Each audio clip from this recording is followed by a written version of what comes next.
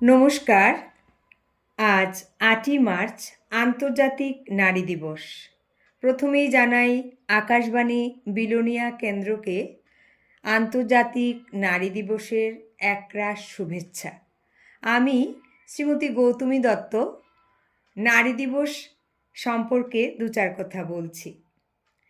এই নারী দিবস উদযাপনের পেছনে রয়েছে নারী শ্রমিকের অধিকার, মজুরি বৈষম্য, কর্মঘণ্টা নির্দিষ্ট করা, কাজের অমানবিক পরিবেশের বিরুদ্ধে প্রতিবাদ করা থেকেই নারী সমাবেশ বিভিন্ন স্থানে শুরু হয়েছিল। 1909 সালের 28শে ফেব্রুয়ারি নিউ ইয়র্কে আয়োজিত নারী সমাবেশে সর্বপ্রথম নারী সম্মেলন অনুষ্ঠিত হয়। তারপর 1910 খ্রিস্টাব্দে ডেনমার্কের 17টি দেশ থেকে 100 জন প্রতিনিধি নিয়ে সম্মেলন করে স্থির হয় যে প্রতি বছর 8ই মার্চকে আন্তর্জাতিক নারী দিবস হিসাবে পালন করা হবে। যদিও কোথাও কোথাও আন্তর্জাতিক নারী দিবসকে ছুটির দিন হিসেবেও ঘোষণা করা হয়েছে। নারী পুরুষের মিলিত প্রয়াসেই সমাজ সংসার পরিচালিত হচ্ছে। তারপরেও আলাদা করে নারী দিবস আমাদের নারীদের একটা অন্যরকম অনুভূতি জাগায়। যাই হোক, আবার এটাও প্রশ্ন ওঠে, মেয়েরা তো সবই সুযোগ সুবিধা পাচ্ছে, তবে কেন আবার নারী দিবস? আজকাল দেখা যাচ্ছে নারী দিবসের নাম করে বিভিন্ন বিপণন দুনিয়া অনেক জিনিসের উপর ছাড় দিচ্ছে, প্রসাধনীর বিজ্ঞাপন করছে।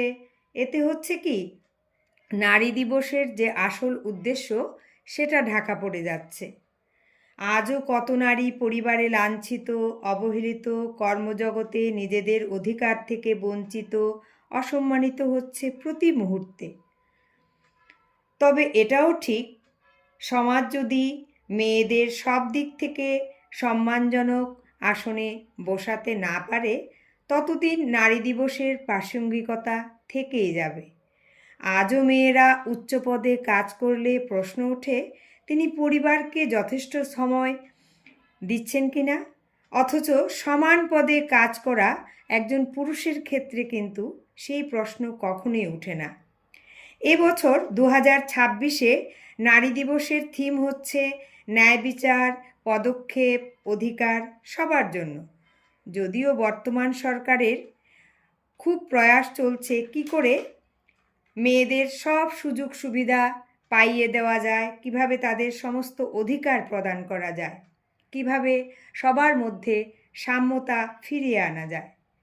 সবশেষে এটাই বলবো, আন্তর্জাতিক নারী দিবস পালনের মধ্য দিয়ে ওই একটি দিন প্রতিটি নারীর ভেতর একটা নিজস্ব বিশ্বাস, নিজস্ব কর্মপরিকল্পনা, সব কিছুর জন্য প্রতিশ্রুতিবদ্ধ হওয়া, এ যেন একটা আলাদা রকমের অনুভূতি জাগিয়ে তোলে।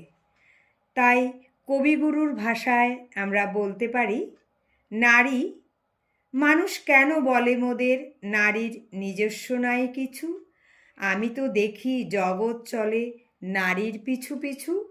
বাপের ঘরে লক্ষ্মী আমি, স্বামীর ঘরে অন্নপূর্ণা, ছেলের ঘরে জননী আমি, আমি ছাড়া সংসার অসম্পূর্ণা। নমস্কার।